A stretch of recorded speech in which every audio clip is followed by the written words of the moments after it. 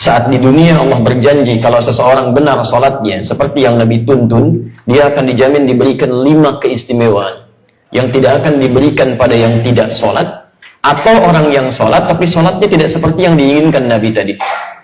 Nah, jadi Nabi itu membuat ketat fikih salat, bukan ingin membebani kita supaya rumit salatnya, bukan. Jadi persoalannya, Nabi menginginkan setiap umatnya mendapatkan 5 keistimewaan ini. Jangan sampai ada umat Nabi nggak dapetin satu di antara yang 5 ini. Ya. Dengan cepat, satu, orang yang sholatnya benar dijamin oleh Allah pasti jadi orang baik. Sifat dan sikapnya pasti baik.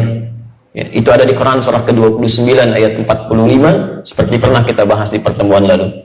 Inna salata tanha 'anil fahsya wal munkar. Orang yang salatnya benar, sungguh salat yang ditunaikan dengan benar itu akan mencegah pelaku dari 2 sumber keburukan. Pertama, fahsya, yang diingkari oleh hati, sumbernya nafsu, syahwat, ya. Maaf, pornografi, porno aksi, zina, LGBT, itu fahsya. Ya. Munkar, keburukan yang diingkari oleh jiwa, sumbernya nafsu perut dan akal. Merampok, membunuh, ya, maaf, mencuri, korupsi, narkoba, macam-macam, itu mungkar itu. Jadi mustahil ada orang sholat perilakunya buruk. Jadi, Nabi menginginkan setiap orang sholat harus jadi orang baik. Silahkan Anda cek ya, anak-anak kita itu baru tumbuh saja, menjelang balik usia 7 tahun, yang ditekankan oleh Nabi itu sholatnya, bukan yang lain. Karena Nabi ajari dia sholat. Kenapa? Karena kalau anak-anak baik sholatnya dari sejak awal, akan tumbuh jadi orang baik setelahnya. Saya ingin sampaikan pesan nih, agak unik sekarang ya. Kalau dulu orang fokus pada sholat nih, sekarang saya agak bingung, anak-anak TK udah diajarin manasik gitu kan. Insya Allah, fokus dulu pada sholatnya gitu kan. Tidak salah memang, cuman fokus pada yang utama gitu. Sholat pada belum baik, masuk ke masjid langkahnya sudah salah, diajarin manasik gitu kan. Baik, memang tidak keliru, tidak, cuma ada prioritas yang harus kemudian jadi patokan di situ. Baik, yang kedua, orang yang sholatnya benar, itu hatinya cenderung tenang. Cenderung tenang. Ada di Quran surah ke-20 ayat ke-14, ditafsir di Quran surah ke-13 ayat ke-28. Kita sudah bacakan. Wa aqimis salata li dzikri, tunaikan salat sebagai zikir kepada saya, kata Allah. Ditafsir di Quran surah Ar-Ra'd ayat ke-28, ala bi dzikrillah tatma'innul qulub. Jika benar zikirnya kepada Allah, salatnya benar, maka dampaknya ke hati pasti tenang. Kalau hati Anda sudah tenang, dihadapkan pada masalah apapun akan biasa saja. Yang besar jadi ringan, yang ringan seakan tidak ada masalah gitu. Di orang-orang yang sholatnya baik menghadapi persoalan kehidupan, itu cenderung lebih nyaman, tenang gitu. Nggak susah dia. Itu poinnya. Yang ketiga, orang kalau sholatnya benar, dijamin langsung oleh Quran, seperti pernah kita bahas kemarin, ya, Allah akan jamin kemudahan hidupnya, bahkan rezekinya. Itu ada di Quran surah ke-65, ayat 2-3, ditafsir di Al-Baqarah di ayat yang sama 2-3. Wa may yattaqillaha yaj'al lahu makhrajan wa yarzuqhu min haitsu la yahtasib. Ya. Siapa yang bisa meningkatkan takwanya kepada Allah Subhanahu wa taala, takwanya tingkatkan, yaj'al lahu makhrajan. Kami berikan jalan keluar, solusi dari setiap persoalan yang ia alami. Tolong garis bawahi lagi ya, sering kita lupa ini. Rumus menyelesaikan masalah itu mudah menurut Quran. Anda tingkatkan takwa, masalah Allah selesaikan. Semakin Anda tingkatkan takwa, persoalan lebih ringan. Orang-orang yang terus meningkatkan takwanya kepada Allah, maka akan diringankan kehidupannya oleh Allah. Bukan nggak punya masalah, Bu ya.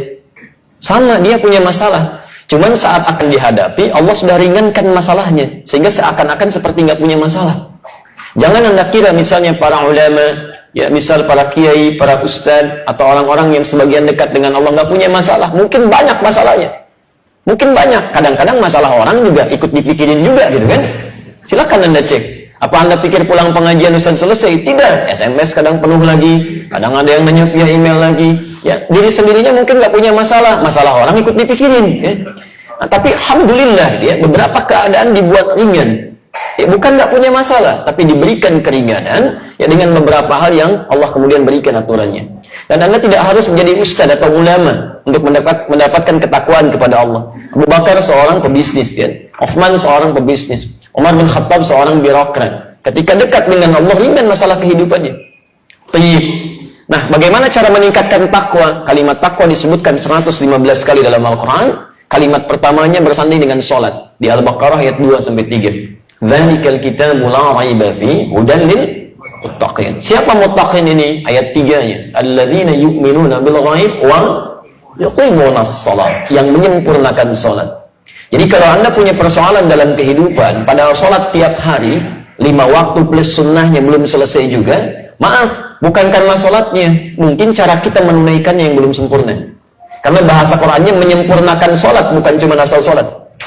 Baik, yang keempat, orang yang salatnya benar dijamin langsung oleh Al-Quran, setiap doa yang ia mohonkan kepada Allah itu akan disegerakan untuk dijawab. Disegerakan untuk dijawab. Masya Allah, ya. Itu sudah kita contohkan di bulan lalu. Bahkan contohnya, contoh yang sangat luar biasa, yang kata manusia nggak mungkin terjadi, kata Allah tidak ada yang mustahil. Itu contoh di Quran surah ketiga Ali Imran ayat 38 sampai 39. Posisi paling kanan sebelah atas di pojok, ya, yang sudah berumah tangga puluhan tahun, sudah sepuh, rambutnya sudah memutih, fisiknya sudah letih, istrinya maaf divonis menopause dan mandul, kata dokter nggak mungkin nih, ya, ada keturunan. Tapi apa yang terjadi? Teruskan aja ya. Antum kan sudah sholat, tenang aja deh. Urusan lampu padam nyala, urusan kita ta'lim. Jadi apa yang terjadi? Suaminya kemudian sholat, memohon kepada Allah dalam sholatnya dan dikabulkan dan punya keturunan dia. Ya. Dan yang terakhir, yang kelima, teman-teman sekalian, orang yang sholatnya benar dijamin oleh Allah Subhanahu wa Ta'ala, hidupnya akan selalu bersanding dengan kesuksesan dan kebahagiaan apapun aktivitasnya. Itu ada di Quran surah ke-23 ayat 1 dan 2. Jadi Anda tidak diminta oleh Allah jadi apapun, silahkan aja sesuai dengan apa yang Anda kira-kira inginkan, selama itu baik. Yang penting kaidah Qurannya soleh, ya, menjaga aturan Allah, dekat dengan Allah. Quran surah ke-7 ayat 189. Anda mau jadi pembisnis, silahkan, pembisnis yang soleh. Anda jadi diplomat, silahkan, diplomat yang soleh. Anda mau jadi tentara, polisi, silahkan, tentara polisi yang soleh. Ya, Anda mau jadi apapun, silahkan, sepanjang Allah ridha, itu soleh. Nah, dijamin oleh Quran, jika benar salat Anda khusyuk ditunaikan, maka semua profesi Anda akan dibimbing oleh Allah mencapai puncak kesuksesan terbaik dan bahagia hidupnya. Ya, dalilnya Quran surah ke-23 ayat 1 dan 2. Qad aflahal mu'minun. Orang yang imannya benar pasti akan mencapai kesuksesan dan kebahagiaan dalam setiap aktivitas hidupnya. Apa ciri pertamanya? Ayat 2-nya. Alladzina hum fi salatihim khashi'un.